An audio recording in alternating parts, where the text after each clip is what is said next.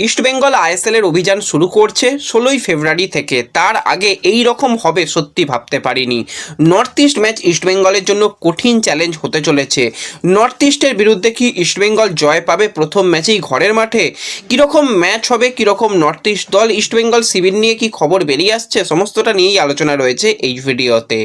Interesting video হবে, শুরু থেকে শেষ পর্যন্ত দেখো। ভিডিও ভালো লাগলে সকলে একটু লাইক শেয়ার করে দিও, আর যারা চ্যানেলে প্রথমবারের জন্য এসেছো মনে করে চ্যানেলটাকে সাবস্ক্রাইব করে নিও, তাহলে প্রিয় দলের খেলার সমস্ত আপডেট তোমরা এখানে পেয়ে যাবে।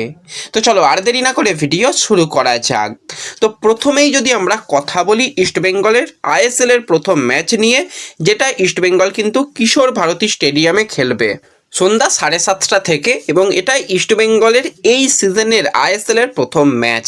তো এই প্রথম ম্যাচ খেলতে নামার আগে ইস্টবেঙ্গল শিবিরে বেশ কিছু খারাপ খবর বেরিয়ে আসছে। তোমরা সকলেই জানো ইস্টবেঙ্গলের ক্যাপ্টেন নাওরে মহেশ সিং, সে কিন্তু মোটামুটি আইএসএলের প্রথম দিকে 2 থেকে 3টি ম্যাচ খেলতে পারবে না, অর্থাৎ ফেব্রুয়ারি মাসে তাকে পাওয়ার চান্স নেই। তাকে পুরোপুরি বিশ্রাম দেওয়া হয়েছে, সেটা তো ইস্টবেঙ্গলের জন্য অনেক আগেই ধাক্কা হয়েছে।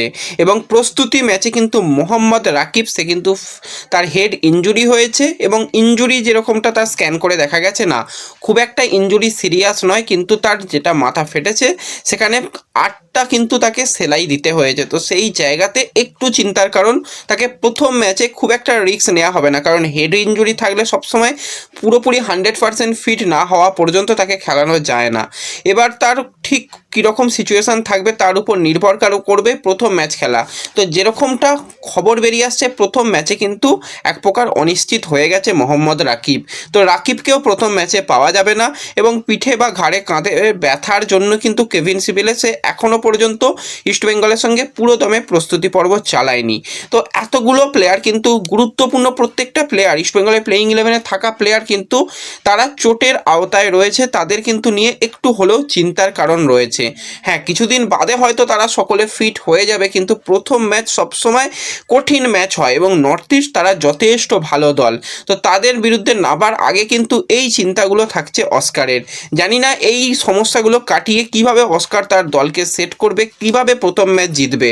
হ্যাঁ, আলাদিন হয়তো নর্থ ইস্টে নেই, কিন্তু নর্থ ইস্টের কাছে দুর্দান্ত বেশ কিছু প্লেয়ার রয়েছে, কোয়ালিটি ইন্ডিয়ান প্লেয়ার রয়েছে। বিদেশি প্লেয়ারদের মধ্যে সেখানে তাদের সেন্টার ব্যাক বা তাদের ক্যাপ্টেন মিচেল জিবাকো রয়েছে, বিদেশি প্লেয়ারদের মধ্যে স্প্যানিশ অ্যান্ড্রি রড্রিগেজ রয়েছে, যে সেন্ট্রাল মিডফিল্ডারে বা ডিফেন্সিভ মিডফিল্ডারে খেলতে পারে, এবং অ্যাটাকিং লাইনে কিন্তু জারিও স্যাম্পেরিওর মতন উইঙ্গার রয়েছে, যে কিন্তু উইঙ্গার কাম স্ট্রাইকার পজিশনেও খেলতে পারে।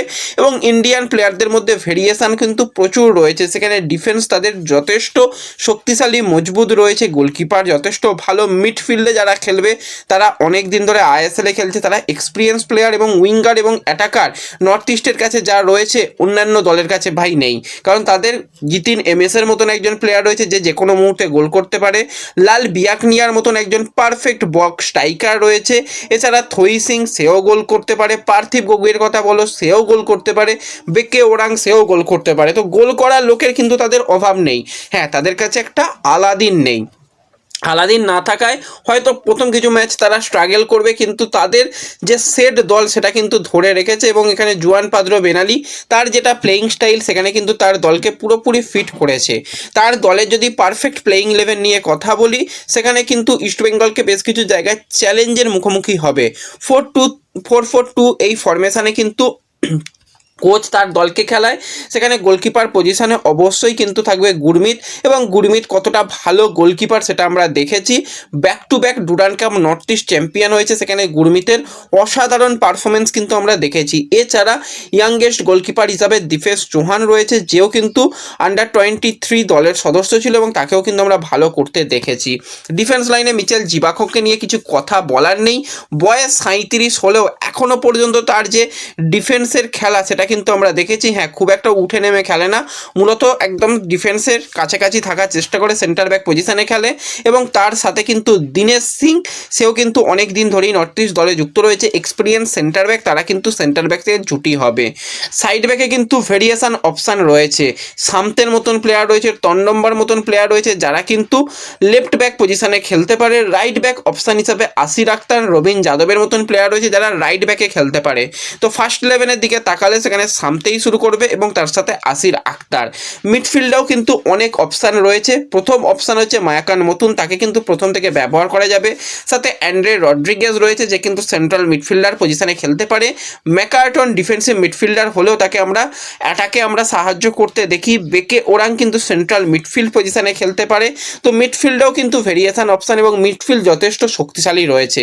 ইস্টবেঙ্গলের মিডফিল্ড তুলনামূলক আমি বলবো একটু বেশি হলেও শক্তিশালী, কারণ মিডফিল্ডে যদি ইস্টবেঙ্গল 3 জন বিদেশিকে একসাথে ব্যবহার করে সেক্ষেত্রে যে কোনো দলের জন্য কিন্তু সেটা চাপের ব্যাপার হবে। এবং যদি দুজনও বিদেশি মিডফিল্ডার ইস্টবেঙ্গলের খেলে তো মিডফিল্ডের জায়গাতে কিন্তু ইস্টবেঙ্গল নর্থ ইস্টকে টক্কর দেওয়ার মতন জায়গা রয়েছে। এছাড়া তাদের উইঙ্গার বা অ্যাটাকারদের মধ্যে রয়েছে জারিও স্যাম্পেরিও, পার্থিব গগৈ, রিডিম ল্যাং, জিতিন এমএস, তারা কিন্তু রয়েছে।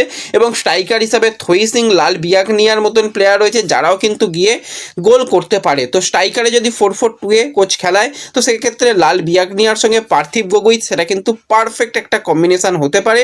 এছাড়াও কিন্তু আমরা দেখেছি যে থই প্লেয়ারটার মধ্যে কোয়ালিটি রয়েছে, যে কোনো সময় গিয়ে গোল করে দিতে পারে। তো সেক্ষেত্রে কিন্তু একটা ভালো দল নর্থ ইস্টের কাছে রয়েছে, যেটা কিন্তু ইস্টবেঙ্গলের প্রথম ম্যাচের আগে বেশ কিছুটা চাপ রাখবে। ইস্টবেঙ্গলের স্ট্রাইকার সমস্যা এখনও ভাই মেটেনি, কারণ বিদেশি প্লেয়ার যাকে নিয়ে আসা হয়েছে তাকে এখনও পর্যন্ত দেখা হয়নি।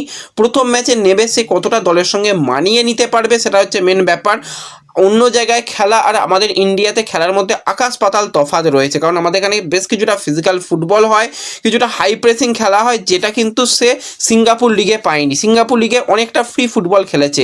সেই জায়গায় কিন্তু এই সমস্ত যে যারা মিডফিল্ডার বা ডিফেন্ডার রয়েছে তাদেরকে বিট করে গোল করাটা, এবং যেখানে এক্সপিরিয়েন্স গোলকিপার গুরমিত রয়েছে, গোল দেওয়াটা চাপের ব্যাপার। ইস্টবেঙ্গলেরও অবশ্যই উচিত 4-4-2 যাওয়া, যেখানে ডেভিড এবং তার সাথে নতুন বিদেশি স্ট্রাইকারকে একসাথে শুরু করানো, কারণ ডেভিড সে অন্তত এই যে ফুটবল সিস্টেম জানে, পরিচিত, এবং গোলের মধ্যে ডেভিড রয়েছে, ডেভিড গোল করছে, সেই জায়গায় তাকে ব্যবহার করা।